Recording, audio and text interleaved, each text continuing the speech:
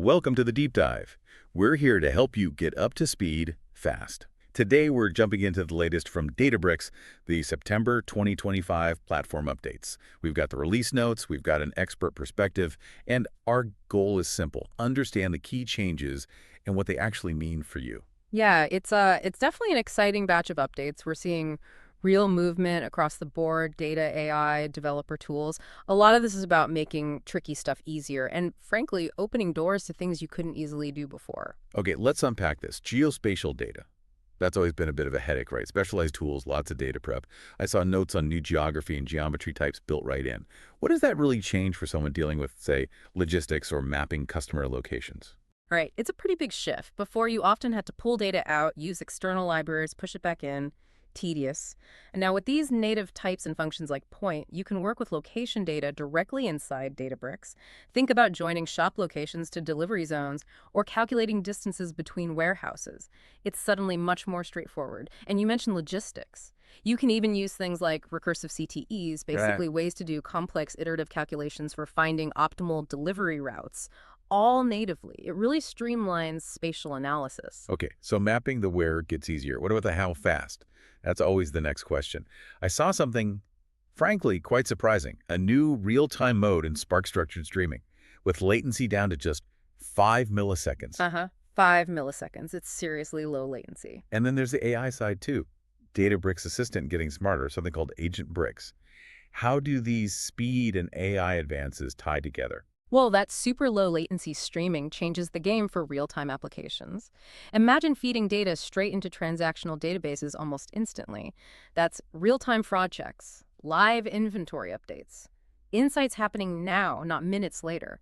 And they've kept flexible checkpointing, so it's fast and reliable. Right. On the AI front, yeah, the assistant is evolving. It can refactor code across multiple cells now, understand more complex instructions you give it. It's becoming a more capable coding partner. Plus, they're adding support for more models, like OpenAI's open source GPT models, and making serverless GPUs available. That helps tackle really heavy AI tasks, like complex model training or simulations, much more easily. Okay, that's powerful stuff for analysis and AI. But what about the developers, the folks building things day in, day out? We've all wrestled with dependencies, different environments. How do these updates make their lives easier? Where's the practical impact? Oh, hugely practical. Take serverless base environments. Admins can set up standard pre-cached environments, so maybe Python 3.12.3, specific libraries, Databricks Connect 17, that's the client for your IDE. It means your code runs the same way locally as it does in production on serverless. That cuts down so much debugging time and, works on my machine issues. Huge for stability. That sounds like a big relief. Definitely. And little things in notebooks add up to editing files side by side, better search within notebooks, even a visual heat map showing which cells ran successfully or failed. It makes complex notebooks less daunting. And Databricks asset bundles, or DABs, are getting simpler with templates. So deploying a standard data pipeline or a SQL job as code becomes much more turnkey. Makes sense. Smoother development. Yeah. But better tools sometimes mean new security worries, right? Or managing it all gets complicated. What's happening on the governance and admin side? Good point. They've definitely put thought into that. Unity Catalog now has access requests. So users can formally request access to data, and it can plug into notification systems for approvals. It makes data access traceable and manageable, not just ad hoc requests. Okay, more control there. Exactly. And maybe more significantly, admins can now disable older features, things like the old DBFS root access, direct mounts, the legacy Hive Metastore for all new workspaces they create.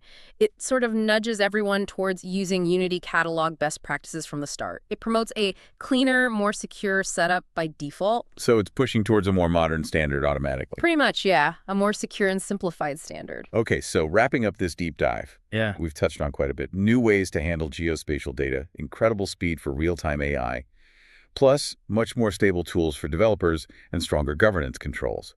It really feels like it's about enabling you to do more faster and more reliably. Absolutely. And if you connect the dots, think about what this enables long term. Native handling of more data types like geospatial, near-instant processing, stable serverless deployments, smarter AI agents. We're moving towards systems that aren't just processing data, but are starting to understand and act on it more autonomously. It really makes you think, what kind of intelligent self-driving data applications could you build next?